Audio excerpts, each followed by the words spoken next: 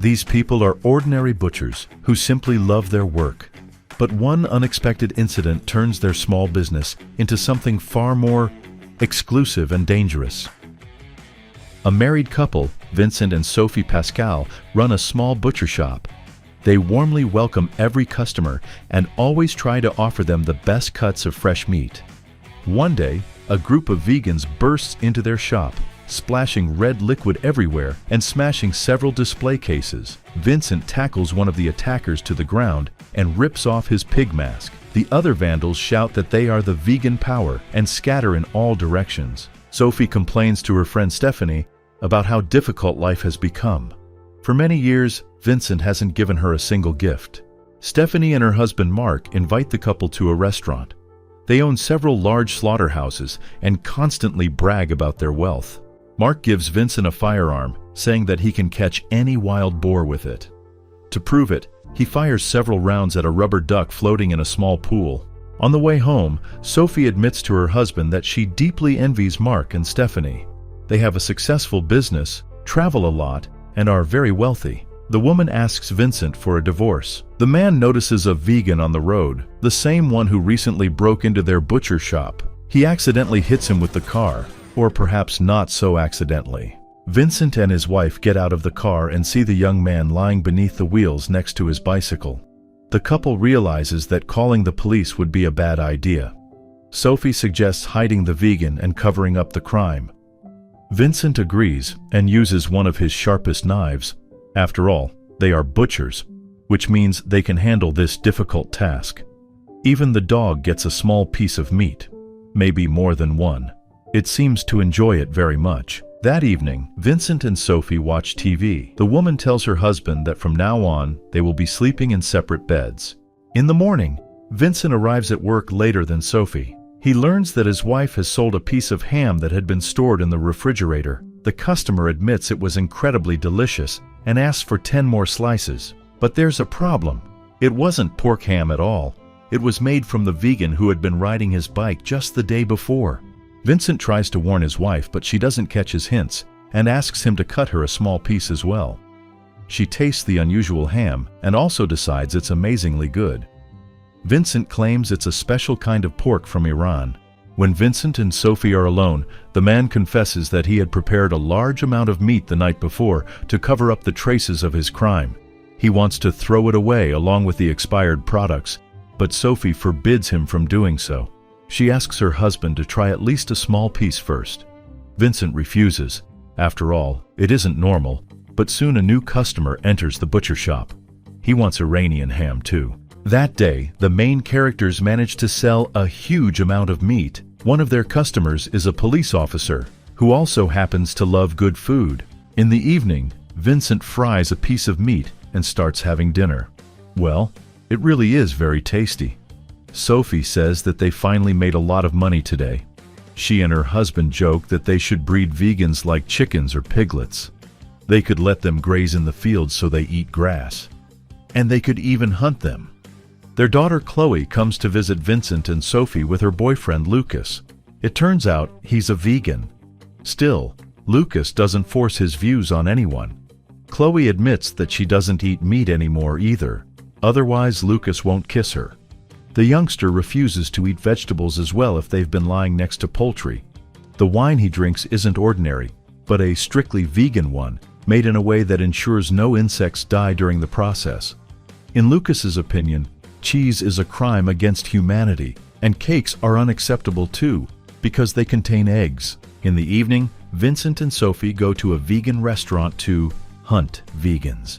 They need to pick the perfect target, someone not too skinny, but not too fat either. And it shouldn't be a woman, because that would be too immoral. Vincent and Sophie place their order. They have no choice but to pick vegan dishes for themselves. After dinner, they secretly follow one of the vegans. Vincent grabs his cleaver and lunges at the guy with a wild scream, but then he panics and runs away, failing to finish what he started. Vincent lies to his wife, claiming that the guy turned out to be a martial arts expert. Sophie realizes that her husband simply chickened out and suggests a different plan.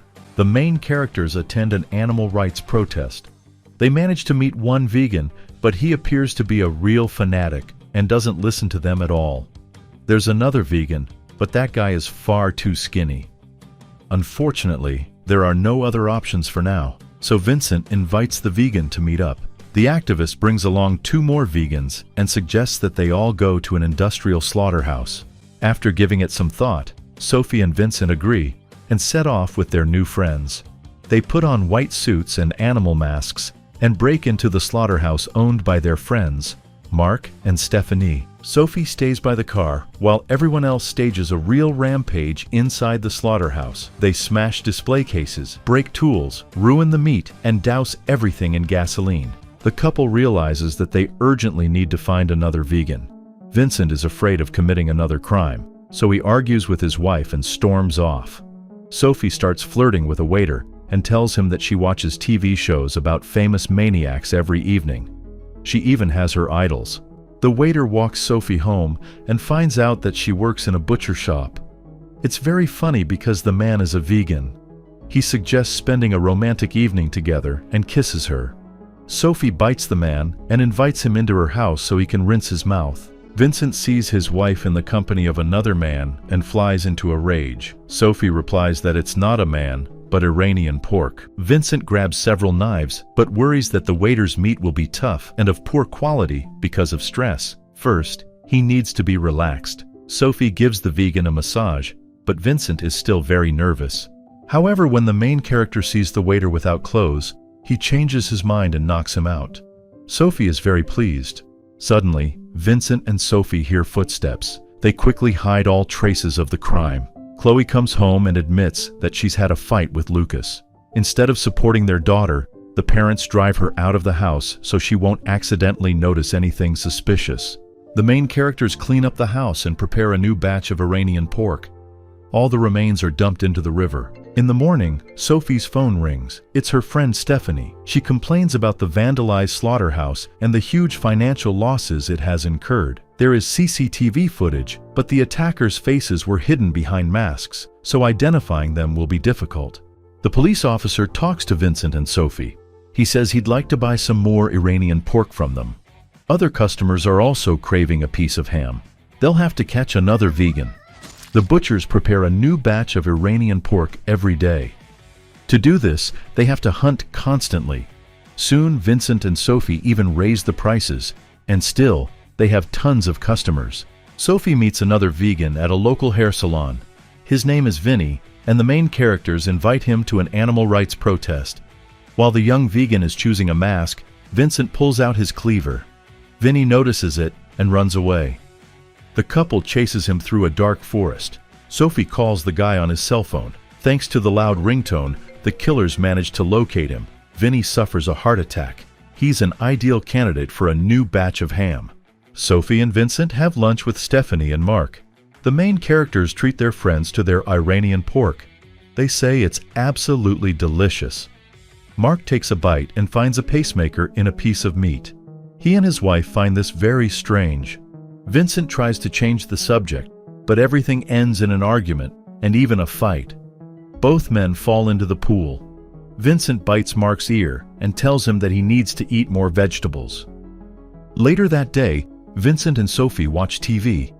It's a program about wild animals. The main characters feel like true predators hunting herbivores.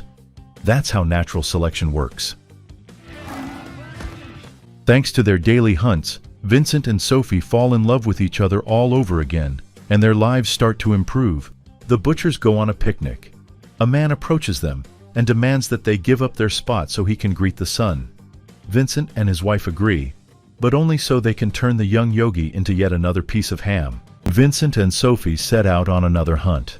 They take part in a vegetable festival, where they run into their daughter Chloe and Lucas. The young man admits that several of his fellow vegans have gone missing recently, and he is sure that the Butchers' Union is to blame.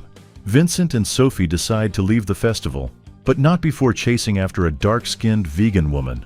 She doesn't manage to escape. The police officer comes into the main character's butcher shop. The man claims he's never tasted anything more delicious than Iranian pork and asks them to sell him at least a small piece. Vincent panics and drives the cop away. The man realizes that he and his wife could end up in prison at any moment. Soon after, Lucas comes to visit the butchers. The young man apologizes to Vincent and Sophie for his behavior and says that he truly loves their daughter. Sophie suggests that her husband go and get a knife, but he throws Lucas out of the house instead. Vincent no longer wants to make this kind of meat. A new day begins. Vincent announces that they have run out of Iranian pork. The customers are deeply disappointed. During the day, while Vincent is walking his dog in the park, the same vegans who helped him wreck Mark and Stephanie's slaughterhouse come to the butcher shop. When Vincent returns, he learns that his wife has been dragged to the slaughterhouse and taken hostage. Vincent rescues his beloved and punishes almost all of her attackers.